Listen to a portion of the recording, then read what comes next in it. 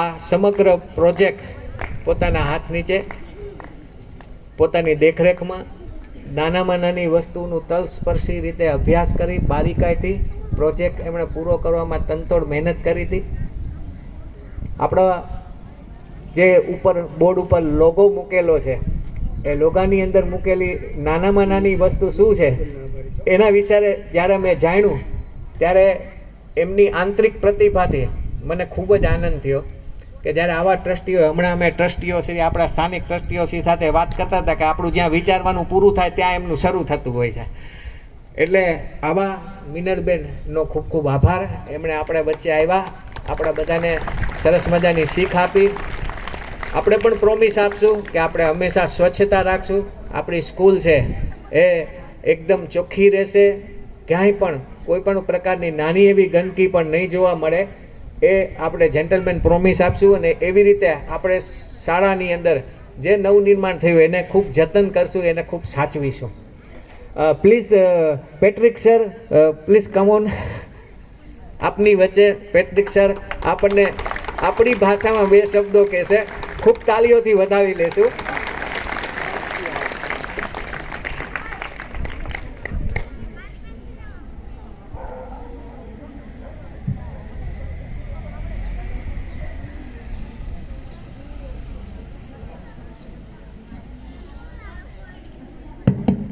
Works. Good morning, ladies and gentlemen. Thank you very much for inviting me to this combined ceremony of the Golden Jubilee and inauguration of a new building of OP Zatakia High School. Namaste. Mailao Ane Sajano Ane Shokara O. Survanya Jayantina O. Sanyojana Samaora Ane OPZ High School, Nava Building, Ugatan, Mate Mane, Amantrit, Karava Badal, Tamaro, Kub, Aboar. Thank you very much, I appreciate it. Maybe you've not understood anything, but I tried. The following is in English, sorry. This is an honor for someone coming from so far away to be here with you. I remember 20 years ago when I came for the first time in India, the cultural shock it was for me. What was really noticeable is the difference from all the other places I had visited before.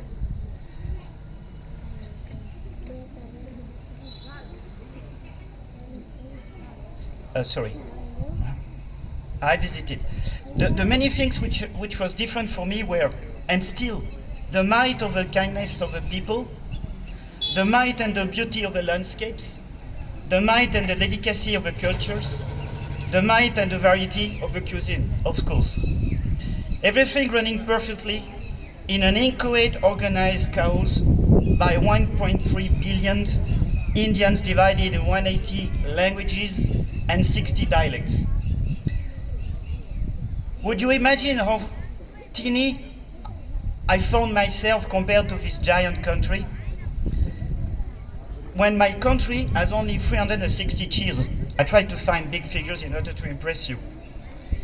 But the smallest starts, visit after visits, growing up, turning into a deep love of the people, the landscape, the culture, and the cuisine. However, beyond this diversity, my beloved India is one and irremediably unified. I can see here a lot of young guys, young boys and young girls, a new generation to whom 50 years means history, but without the devotion of men of goodwill like O.P. Zatakia, who had the vision and the generosity, we will not be here today, and India won't be what it is in 2021. This generosity has come continuously renewed by Zatakia family, and we can concretely see the awesome results around us. My oath is that during the next 50 years, the next educated, graduating young men and women, which are soon to be graduated here, will remind this story will renew the generosity, continuing to maintain OPV Zatakia High School, enabling thousands of students or the future generations to participate and enhance the development of India. Thank you again for welcoming me here. I wish you a lovely day, particularly in this 75th anniversary of independence. Jai Hind.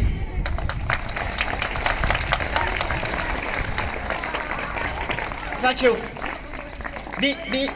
Beyond that speech, that's for all of the officials, I'd like to pass few messages, and it will translate in Gujarat.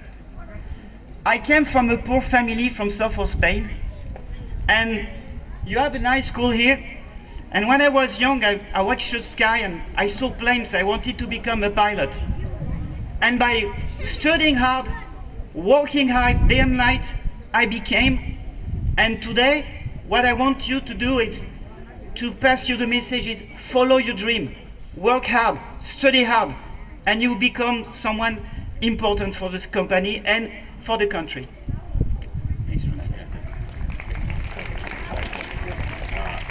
तो sir Patrick Manoj ने हमको यही बताया है कि वह Spain से हैं और उन्होंने बहुत डिलिजेंटली और बहुत हार्ड वर्किंग से स्टडी किया, बहुत ही परिश्रम किया और स्टडी किया और ये जो क्वालिफिकेशन प्राप्त किया है और वो इसके हार्ड वर्क पर आधारित है।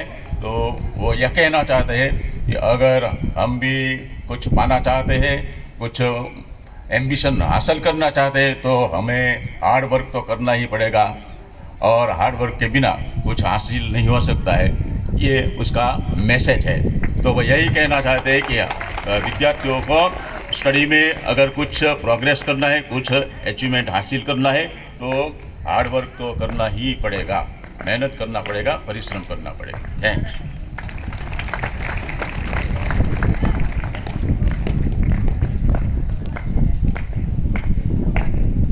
પેટ્રિક મનોજ સરે આપણને સરસ મજાની સ્પીચ આપી.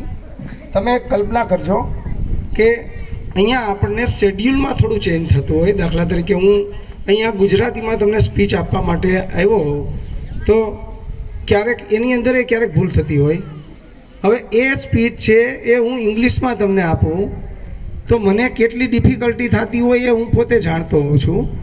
અને જ્યારે આપણે ફ્રાન્સથી આવેલા પેટ્રિક મુનોઝ સર તમને લોકોને 3 લીટી એ એટ એ ટાઈમ અહીંયા આવ્યા પછી એવું કહેવામાં આવ્યું કે હવે તમે થોડું અમારા જે બધા ગ્રામવાસીઓ છે, બધા અમારા સ્ટુડન્ટો છે, એમને 2 થી 3 લીટી કંઈક સમજાય એ રીતે ગુજરાતીમાં બોલો. તમે એટલી કલ્પના કરો કેટલી તકલીફ છે. એમને ફ્રેન્ચ ભાષા છે એ એમની નેટિવ ભાષા છે, તો એ આ સારી રીતે બોલી શકશે. પણ જ્યારે એમને ગુજરાતી આપણી ભાષા કીધી હોય, મને કીધું હોય કદાચ કે તમે ફ્રાન્સની ભાષા બોલો તો હું ના બોલી શકું, 2-3 લીટી હું 1 લીટી ના બોલી શકું. જ્યારે એ આપણને કેટલું સરસ રીતે એ સમજાવી અને બોલી શીખ્યા છે, એ બદલ ફરી પાછા આપણે એને ક્લેપથી વધાવીએ, એટલે કે તાળીઓ પાડીએ.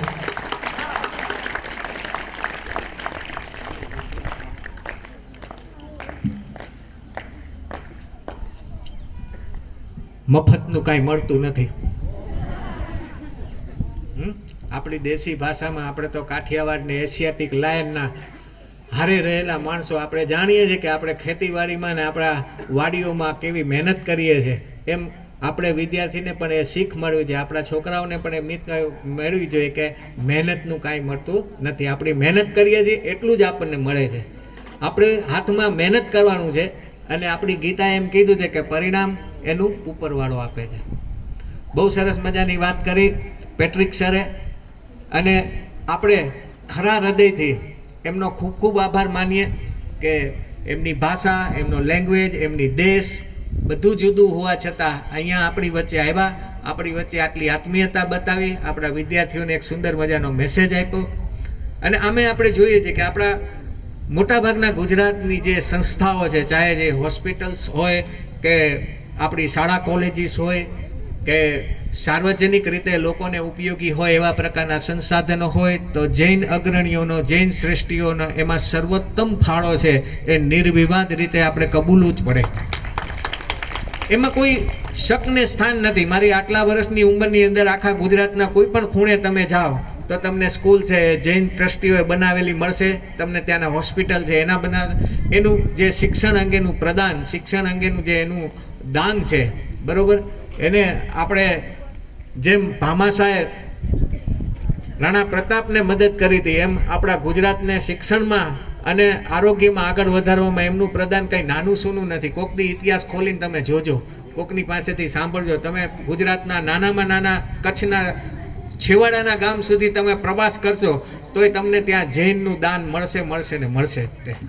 અને આજે એમના સંસ્કાર, એ એમની જ્ઞાતિના, ધર્મના અને જે એમના અંદર પડેલા જે દયા પ્રત્યેનો, દાન પ્રત્યેનો, શિક્ષણ પ્રત્યેના દાન પ્રત્યેની જે એમની તત્પરતા આપણે જોઈએ છે એ આપણે સાંગો પાંગ આપણને મિલનભાઈમાંથી આપણને જોવા મળે.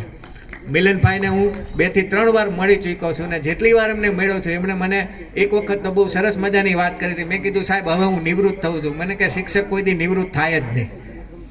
અને ત્યારે હું સમજી ગયો છું કે હું મારે ભલે સરકારી કામકાજમાંથી હું ભલે નિવૃત્ત થઈ ગયો પણ મારે શિક્ષણની સાથે જોડાયેલા રહેવાનું છે અને વિદ્યાર્થીઓ માટે બને એટલી મહેનત કરવાની.